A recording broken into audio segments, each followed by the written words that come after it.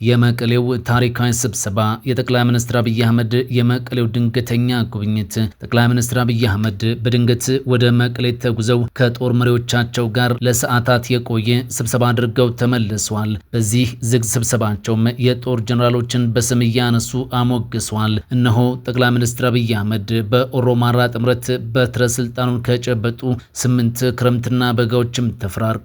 በእነዚህ 8 የስልጣን ዓመታት የኢትዮጵያ ጠቅላይ ሚኒስትር ናቸውና ወደ ሁሉም የሀገሪቱ ክፍሎች ተጉዘዋል። አሁንም ከትግራይ ክልል በስተቀር በጦርነት ቀጠና ውስጥ ባሉት የአማራና የኦሮሚያ ክልሎች ሳይቀር ደጋግመው ተጉዘዋል። እነሆ ወደ ትግራይ ክልል ከተጓዙ 6 ዓመታት ሊደፍኑ ጥቂት ቀናቶች ብቻ ቀርተዋል። ህወሓት ልክ እንደ ሊባኖሱ ሄዝቦላህ፣ ልክ እንደ የመኑ ሁቲና ልክ እንደ ጋዛው ሐማስ ትግራይን ይዞ እስኪማናባቱ ማለት ከጀመረም 8 ዓመታትም ሄዷል። ህወሓት እንዲህ ባለው ፉከራ እያለ ግን በድንገት ጠቅላይ ሚኒስትር አብይ አህመድ በ2013 መቀሌ ተገኝተው ነበር። ይህ ኢትዮ ፕላስ ሚዲያ ነው። በዛሬው ቆይታችን ስለ ጠቅላይ ሚኒስትሩ የመቀሌው ሚስጥራዊ ስብሰባ ወደ ኋላ መለስ ብለን ጥቂት እናስታውሳችኋለን። ቻናላችንን ሰብስክራይብ፣ ቪዲዮዎቻችንን ደግሞ ላይክ እና ሼር በማድረግ ጥቂት ደቂቃዎችን ከኛ ጋር እንድታሳልፉም በአክብሮት እንጋብዛችኋለን። ጠቅላይ ሚኒስትር አብይ አህመድ በታህሳስ 2013 ዓ.ም ታህሳስ 4 ቀን የፌዴራል ኃይሎች መቀሌን ከመቆጣጠራቸው በኋላ በዚያ ወር አጋማሽ ወደ መቀሌ ከተማ ሄደው ነበር። ጠቅላይ ሚኒስትሩ በወቅቱ መቀሌ ከተማ በመገኘት ከከፍተኛ የሰራዊቱ መኮንኖች ጋር ውይይትም አድርገው ነበር። ጊዜው ታህሳስ 2013 ዓ.ም በመጀመሪያው ዙር የሰሜኑ ጦርነት ዘመቻ መጠናቀቅ ማግስት ነበር። የጉዟቸው ዓላማም በሰሜን ትግራይ የሰራዊቱን አጠቃላይ ሁኔታ ለመመልከትና ከከፍተኛ ወታደራዊ መሪዎች ጋር ለመነጋገር የሚልም ነበር። በኢትዮጵያ ዘመናዊ የፖለቲካና የወታደራዊ ታሪክ ውስጥ እንደ ሰሜኑ ጦርነት የሀገሪቱን ሕልውና የፈተነና የሕዝቧን አንድነት የናጠ ክስተት እስካሁን የለም ማለትም ይቻላል። የዚህ ታሪካዊ ምዕራፍ አንዱ ማሳያ ደግሞ በታህሳስ 2013 ዓ.ም ጠቅላይ ሚኒስትር አብይ አህመድ የፌዴራል መከላከያ ሰራዊት መቀሌን በተቆጣጠረ በማግስቱ ወደ ስፍራው ያደረጉት ድንገተኛ ጉዞ ነበር። በወቅቱ በሰሜን እዝ እምብርት ላይ የተደረገው የጦር መኮንኖች ስብሰባ ጦርነቱን ወደ አዲስ ምዕራፍ ያሸጋገረ የወታደራዊ ስትራቴጂና የፖለቲካ ቁርጠኝነት መድረክም ነበረ።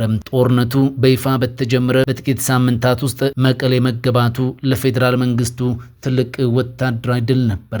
ጠቅላይ ሚኒስትር አብይ አህመድ ሙሉ ወታደራዊ ደንብ ልብስ በመልበስ በመቀሌ ስብሰባ ላይ ሲገኙ የመከላከያ ሰራዊቱ የከፈለውን መስዋዕትነትና ያሳየውን ተጋድሎ በከፍተኛ ደረጃ አድንቀው ነበረ። በጥቅምት 24ቱ ጥቃት የቆሰለውን የሰሜን እዝ ኩራትና ክብር ሰራዊቱ በጀግንነት እንዳስመለሰውም በዚያው ስብሰባቸው ላይ ተናገሩ። ጦርነቱን በአጭር ጊዜ ለመደምሰስ የተጠቀሙባቸውን የዘመናዊ ድሮን ቴክኖሎጂዎችና የወታደራዊ አመራሩን ብስለት በመድረኩ አነሱም። ከተማዋን መቆጣጠር ብቻ ሳይሆን በቀጣይ አካባቢውን ማረጋጋትና የህዝብ ማስከበር ስራውን ማጠናቀቅ እንደሚገባ ማሳሰቢያ ሰጥተው ተመለሱ። በዚህ ታሪካዊ መድረክ ላይ የጠቅላይ ሚኒስትሩን የጦር መሪነትና የወታደራዊ ስትራቴጂ ንድፍ በከፍተኛ አድናቆት ያነሱ የጦር አዛዦችም ነበሩ። ከነዚህም መካከል በግንባር ጦርነቱን የመሩትና በወቅቱ የነበሩት ከፍተኛ የጦር ጀነራሎች ይገኙበታል። ቀዳሚው ፊልድ ማርሻል ብርሃኑ ጁላ ናቸው። የመከላከያ ጠቅላይ ኤታማዦር ሹም የጠቅላይ ሚኒስትሩን የውሳኔ ሰጭነት ፍጥነትና ሰራዊቱን በሐሳብና በቁሳቁስ የመገንባት አቅማቸውን አወደሱ። ሌተናል ጀነራል ባጫ ደበሌና ሌተናል ጀነራል አበባው ታደሰም ወደ መከላከያ ጡረታ ከወጡበት ዳግም ተመልሰው ጦርነቱን በግንባር የመሩት እነዚህ ጀነራሎች የጠቅላይ ሚኒስትሩ የጦር ሜዳ አመራርና ለሰራዊቱ የሰጡት ሞራል ለድሉ ቁልፍ አስተዋጽኦ ማድረጉን በንግግራቸው አንስተው አመሰገኑ። ጀነራሎቹ ጠቅላይ ሚኒስትሩ ጦርነቱ አስገራሚ ስልታዊ ውሳኔዎችን ማሳለፋቸውንና ወታደራዊ እቅዶችን በማውጣት ረገድ ያሳዩትን ብቃትን በማንሳት መስክረዋል። የመቀሌው ስብሰባ የወታደራዊ በላይነት የታየበት መድረክ ቢሆንም የሰሜኑ ጦርነት ግን በዚህ አላበቃም ነበር። ጦርነቱ መልኩን እየቀየረ ወደ አማራና አፋር ክልሎች ተስፋፍቶ ከፍተኛ ሰብአዊና ቁሳዊ ውድመት ማድረሱን እናስታውሳለን። የሀገሪቱን ኢኮኖሚና ማህበራዊ ትስስርም ክፉኛ እንደፈተነው እንዲሁ አንዘነጋውም። ይህ አስከፊ ምዕራፍ በይፋ እልባት ያገኘው በ2015 ጥቅምት ላይ በደቡብ አፍሪካ ፕሪቶሪያ በተፈረመው የሰላም ስምምነት ነበር። ስምምነቱ በጦርነት የደቀቀችውን ሰሜን ኢትዮጵያን ወደ ሰላማዊ መንገድ የመለሰ ሲሆን በወቅቱ በመቀሌ የነበረውን የወታደራዊ ኃይል የበላይነት ፉክክር ወደ ዲፕሎማሲያዊና የሰላም ውይይት መድረክ ቀይሮትም ነበር። በኢትዮጵያ ዘመናዊ የፖለቲካና የወታደራዊ ታሪክ ውስጥ እንደ ሰሜኑ ጦርነት የሀገሪቱን ህልውና የፈተነ ክስተትም እስካሁን የለም ይባላል። ጦርነቱ በይፋ በተጀመረ በጥቂት ሳምንታት ውስጥ መቀሌ መገባቱ ለፌዴራል መንግስቱ ትልቅ ወታደራዊ ድል ተደርጎ ተወስዶም ነበር። ጠቅላይ ሚኒስትር አብይ አህመድ ሙሉ ወታደራዊ ደንብ ልብሳቸውን ለብሰው በዚያው በመቀሌ በድንገት መገኘታቸው በወቅቱ የበርካቶችን ቀልብ ስበውም ነበር። ከፕሪቶሪያው የሰላም ስምምነት በኋላ ጠቅላይ ሚኒስትር አብይ አህመድ በይፋ ወደ መቀሌ ከተማ አልተጓዙም። ነገር ግን ከክልሉ ጊዜያዊ አስተዳደር መሪዎች ጋር በአዲስ አበባና በሌሎች ስፍራዎች ፊት ለፊት ተገናኝተው ንግግሮችን አድርጓል። በዚህ ሰዓት በኢፌዴሪ መንግስትና በህወሓት መካከል ያለው የፕሪቶሪያ ስምምነት በከፍተኛ ሁኔታ ተጥሶ ዳግም ከባድ የጦርነት ግጭቶች አገርሽተው ቀጥሏል። ከጥቅምት 2015 ዓ.ም የፕሪቶሪያ ስምምነት በኋላ ጠቅላይ ሚኒስትሩ ወደ መቀሌ ያደረጉት ይፋዊ ጉዞ የለም። ስምምነቱ በተፈረመ በ3 ወራት ጊዜ ውስጥ ጠቅላይ ሚኒስትሩ ከህወሓት ከፍተኛ አመራሮች ጋር ለመጀመሪያ ጊዜ በአዲስ አበባ ነበር የተገናኙት። ከዚያ በኋላም የሃይማኖት አባቶችና የሰላም ልኡካን ወደ መቀሌ በመጓዝ ውጥረቶችን ለማርገብ ጥረት ማድረጋቸው ይታወሳል። የፕሪቶሪያው ስምምነት ሙሉ በሙሉ ባለመተግበሩና በምዕራብና ደቡብ ትግራይ ዋሳኝ ቦታዎች በተለይም በጠለምት ራያና ጠገዴ ባሉ የይገባኛል ጥያቄዎች ሳቢያ ግጭቱ በ2018 አገርሽቶ አሁን ወደ ከፋ ደረጃ ተሸጋግሯል። በነሐሴ 1 ቀን 2018 ዓ.ም በምዕራብ ትግራይ ሽራሮ ሸረሪና አካባቢ በፌዴራል መከላከያ ሰራዊትና በትግራይ ታጣቂዎች መካከል ከባድ የምድር ውጊያ ተቀሰቀሰ። ሁለቱም ወገኖች ግጭቱን በመጀመር እርስ በርስ ይወነጃጅላሉ። የትግራይ ክልል ባለስልጣናት የፌዴራል መንግስት በመቀሌ ከተማና በዙሪያዋ ባሉ የመኖሪያና የገበሬ ማሰልጠኛ መንደሮች ላይ የድሮን ጥቃት ፈጽሟል ሲሉ ይከሳሉ።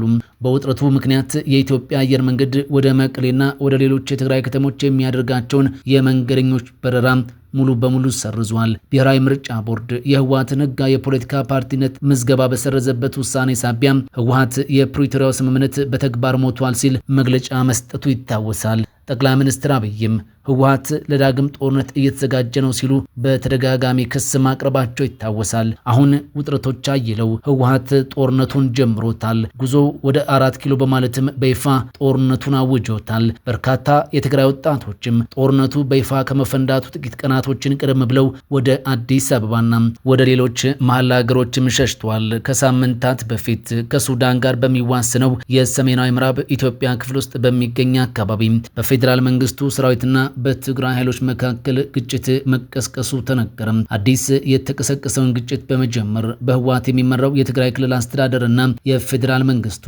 ከፍተኛ ባለስልጣን አንዳቸው ሌላኛቸውን ከሷል። በፌዴራል መንግስቱ የተቋቋመውን የትግራይ ጊዜያዊ አስተዳደርን አፍርሶ የተቆጣጠረው ህዝባዊ ወያነ ሓርነት ትግራይ ህወሓት ቅዳሜ ሐምሌ 25 2018 ዓ.ም ባወጣው መግለጫ የኢትዮጵያ መከላከያ በምዕራብ ትግራይ ሸረሪና በሚባል ስፍራ ላይ ግልጽ ጦርነት ከፍቷል ሲል ወነጀለም። መግለጫው ጦርነት ያለው የተቀሰቀሰው ከዚህ ቀደም ሲደረጉ የነበሩ ወታደራዊ ዝግጅቶች፣ ትንኮሳዎችና የድሮን ድብደባዎችን ተከትሎ መሆኑንም ጠቅሷል። የፌዴራል መንግስቱ ከፍተኛ ባለስልጣን የሆኑት የመስኖና ቆላማ አካባቢዎች ሚኒስትር ዶክተር አብርሃም በላይ በፌዴራል ሰራዊትና በህወሓት ኃይሎች መካከል ግጭት መቀስቀሱን ቀድመው የተናገሩ የመንግስት ባለስልጣናት ናቸው። ሚኒስትሩ በይፋ የማህበራዊ ሚዲያ ገጻቸው ላይ በትግርኛ ባሰፈሩት ጽሑፍ ህወሓት በሸረሪና በኩል ጦርነት አውጇል በማለት ከሰው ይህ ጦርነት ከወዲሁ ካልቆመ የከፋ ጉዳት ይከተላል ሲሉ ማሳሰባቸው ይታወሳል። ይህ ግጭት የተቀሰቀሰው የህወሓት መሪዎች በፌዴራል መንግስቱ የተቋቋመውን የክልሉን ጊዜያዊ አስተዳደር አፍርሰው ስልጣን ከተቆጣጠሩ በኋላ ባለፉት ወራት በሁለቱ ወገኖች መካከል ውጥረት እየተባባሰ ከሄደ በኋላ ነው። ሁለቱም ወገኖች ሌላ ዙር ጦርነት ለመቀስቀስ ሲካሰሱ የነበረ ሲሆን የአፍሪካ ህብረትና የተለያዩ አካላት ዳግም ጦርነት እንዳይቀሰቀስ ጥሪ ሲያቀርቡ መቆየታቸው ይታወሳል። ጠቅላይ ሚኒስትር አብይ አህመድ በቅርቡ ለህዝብ ተወካዮች ምክር ቤት ባደረጉት ንግግር በየቀኑ በርካታ ውጊያ፣ ጦርነት ሊቀሰቅሱ የሚችሉ ትንኮሳዎች ትግራይ ውስጥ ባሉ ኃይሎች በየጊዜው ይፈጸማል በማለት ከሰውም ነበር። ህወሓትም በበኩሉ የፌዴራል መንግስቱ በትግራይ ሌላ ዙር ጦርነት ለመክፈት ሰራዊቱን እያሰማራ መሆኑን በመጥቀስ እያነሳ ሲከስም ቆይቷል። ባለፉት ወራት በፌዴራል መንግስቱና በፋኖና በህወሓት መካከል እየተባባሰ በመጣው ውዝግብ ምክንያት ጦርነት ሊቀሰቀስ ይችላል የሚል ስጋት በበርካቶች ዘንድ ሲስተጋባም ቆይቷል። በ2013 ዓ.ም ተቀስቅሶ ለ2 ዓመታት የተካሄደው የእርስ በርስ ጦርነት በመቶ ሺዎች የሚቆጠሩ ሰዎች ህይወት እንደጠፋበት የአፍሪካ ህብረት ልዑክ መግለጹ ይታወቃል። የአፍሪካ ህብረት ከ3 ዓመት በፊት ሁለቱን ወገኖች በደቡብ አፍሪካ ፕሪቶሪያ ወደ ሰላም እንዲመጡ ካሸማገለ ወዲህ በክልሉ አንጻራዊ ሰላም ሰፍኖም ቆይቷል። ህጋዊነቱን ያጣውን ህወሓትን የሚመሩት ዶክተር ደብረጽዮን ገብረ ሚካኤል ከፌዴራል መንግስቱ ጋር ዳግም ጦርነት ይቀሰቀሳል ተብሎ በሚሰጋበት ወቅት ሐምሌ 12 ቀን 2018 ዓ.ም ለመቀሌ ነዋሪዎች ባደረጉት ንግግር የፌዴራል መንግስቱን እንደሚገዳደሩ በመግለጽ ዛሬ እንደ በፊቱ ብቻችንን አይደለም ብዙ ወዳጆች አሉን ሲሉ ተናግረውም ነበር። ደብረጽዮን አክሎም ብልጽግና ከአሁን በኋላ ትግራይን ብቻ አይገጥምም፣ አገዛዙን እንደ ስጋት የሚቆጥሩ ሌሎች ኃይሎች አሉ። ምንም እንኳን በራሳችን አቅም ብንተማመንም ይህንን ስርዓት ለማስወገድ የሚፈልጉ አጋሮች አሉን ማለታቸው ይታወሳል። ሊቀመንበሩ አጋር ሲሉ የጠሯቸው አካላት ከሀገር ውስጥ የሆኑ ከውጭ በይፋ የጠቀሱት ነገር ባይኖርም አንዳንዶች ግን ኤርትራን ፋኖንና ኦላን እንደሆነም መላምታቸውን ያስቀምጣሉ።